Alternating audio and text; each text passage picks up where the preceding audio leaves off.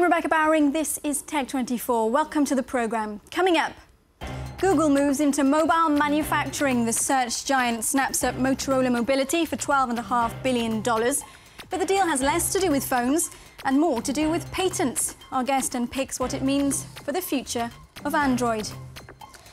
Check medicines are the real deal with a simple SMS. Tech24 writes you a prescription for M-Pedigree. The system is taking off in Africa, where markets are flooded with fake drugs. We'll show you how to test your tablets. But first, Google dropped a bombshell last week. It announced it was acquiring Motorola Mobility, that is the mobile arm of the American phone maker, for a cool $12.5 billion. Now, the news whipped up a storm online, generating over 100,000 tweets. Some bloggers labelled it a stroke of genius, others a disaster, but most seem to agree that few acquisitions of the past decade will have as much of an impact on the technology world as this one. Well, I'm very pleased to welcome back to the studio Patrick Beja. Thanks for being with us, Patrick. You are a podcaster and a tech commentator. Which side of the fence are you on about this deal, and what problems could it potentially solve for Google? It's difficult to say whether or not it's going to be a good or bad thing in general for Android, but one thing is for certain, Google had to do it. And as you were alluding to, it has to do with the patents. There's a big war going on in the tech industry right now, especially in the mobile business, with patent issues. And it's sort of a Mexican standoff, you know, in these old Western movies where everyone has a gun pointed at someone else's face, and if someone starts shooting, then it's bad. And the problem is, in that scenario, Google didn't have a weapon. They didn't have a gun.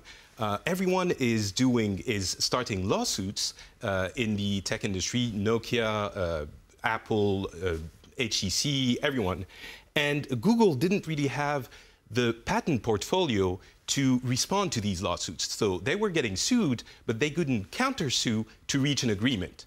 And with Motorola, they are getting a gigantic patent portfolio. 17,000, isn't it? Exactly. 17,000 already granted and 7,000 more patents that are under review. So they will have the weapons to defend themselves and the Android system against the lawsuits being launched against them.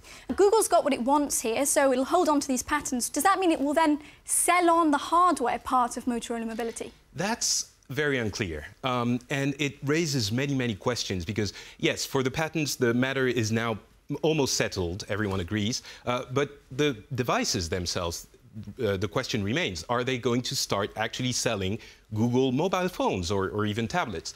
And it's an issue because they are also partners with people who do manufacture Android mobile phones. So are they going to start competing with them? Are they going to try to ease things up by negotiations, or are they going to get out reference models? It's very unclear, but the question is there, and that's the part where it could turn into a disaster, because you could imagine that their partners, being threatened by their entry in the manufacturing side of the business, would turn to other operating system developers. Such as Microsoft, for instance. Could Google's big rival benefit from this? It's a very clear possibility.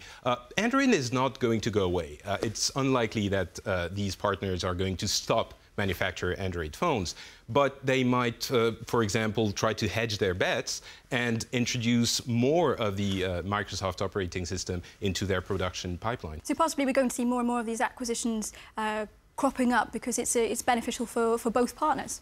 It's possible, yes. I mean, at this point, it seems that there aren't many companies left to snap up. RIM is one of them, the manufacturers of the BlackBerry. HP recently announced that they were going to distance themselves from the web OS and PC business. So there are possibilities there, definitely. Always motivated primarily by the patent issue. Thank you for that, Patrick. Stay with us. Test24 next.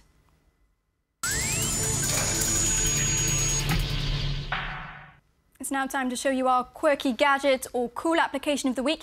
And in fact, this week, Patrick, you're going to tell us about a way that mobile phone technology can be used to fight against counterfeit drugs. Yeah, absolutely. So counterfeit drugs are a very big issue in the developing world. And there is a very simple way to fight that issue. That is, when you buy a box of medicine, there is a little scratch panel that you will scratch, and you get a number. That number is then sent by SMS to a company called Pedigree, which is partnering with lots of companies, both in the Western and the developing world.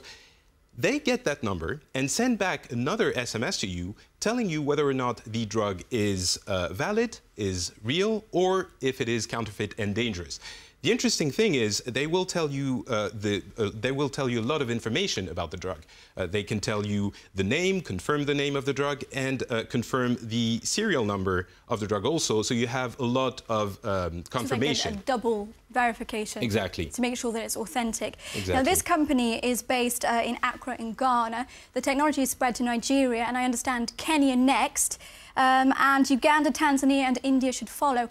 Now, the World Health Organization says that 30% of all medication in Africa is actually fake. So this has a huge application. It could save many people's lives. Absolutely. And the problem is they don't really have very advanced technology. So this system is an advantage in many ways, one of them being any phone can use it. You just send an SMS and Which is they free. will...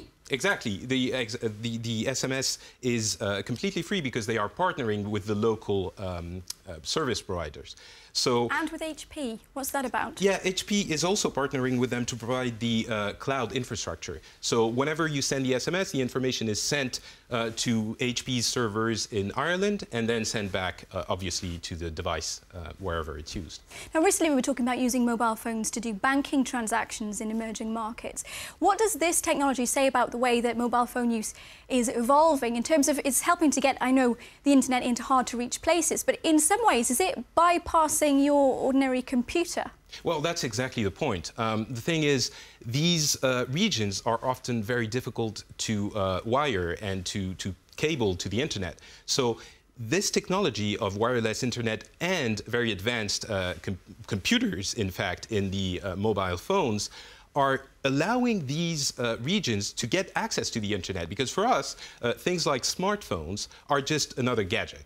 But for them, it's actually bringing this connected technology, which they didn't have at all before. We're seeing cheap Android phones, like the one manufactured by Chinese manufacturer Huawei, which is seeing a huge success in Kenya at the moment. It was launched a few months ago and sold already over 350,000 units. So it's all about the cheap and accessible smartphone technology. Exactly. Thank you so much for coming in to speak to us, Patrick Beja, and thank you to you for watching this edition of Tech24. A reminder, of course, to check us out on Facebook. There's loads going on our page, facebook.com/Tech24. You can also follow Patrick on Twitter to find out more about his various projects. He's at NotPatrick.